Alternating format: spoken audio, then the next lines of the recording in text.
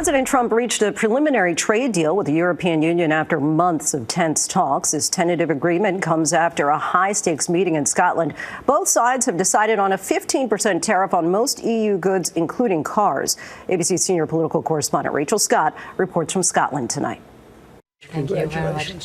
Tonight, a major breakthrough in trade talks. President Trump announcing a deal with the European Union after a high-stakes meeting in Scotland. This is probably the biggest deal ever reached in any capacity, trade or beyond trade. The president inviting the EU's top official to the Trump-Turnberry golf course, warning a steep 30% tariff would go into effect on August 1st if a deal was not reached. The EU prepared to retaliate with a tax on $100 billion worth of U.S. goods. I'd like to see it resolved.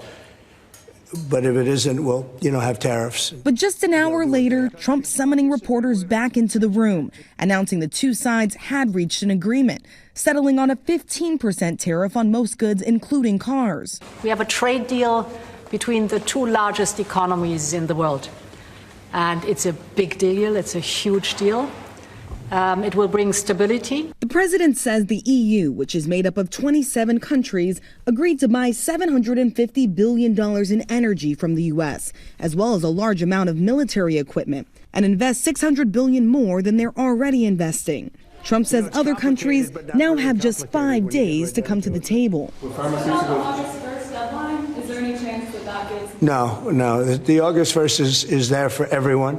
The deals all start on August 1st. If no agreement is reached, South Korea will be hit with 25% tariffs, South Africa 30%, Myanmar and Laos 40%. This was the big one. This is the biggest of them all.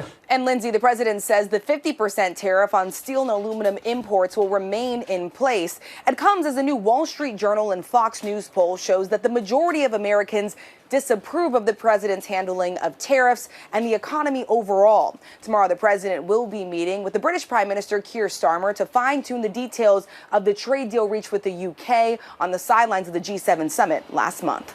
Tonight, President Trump an ocean away from Washington, but still unable to escape the controversy around the case of convicted sex offender Jeffrey Epstein. Mr. President, was part of the rush to get this deal done to knock the Jeffrey Epstein story out? Oh, you got to be kidding with that. No, had nothing to do with it. Only you would think that. That had nothing to do with it.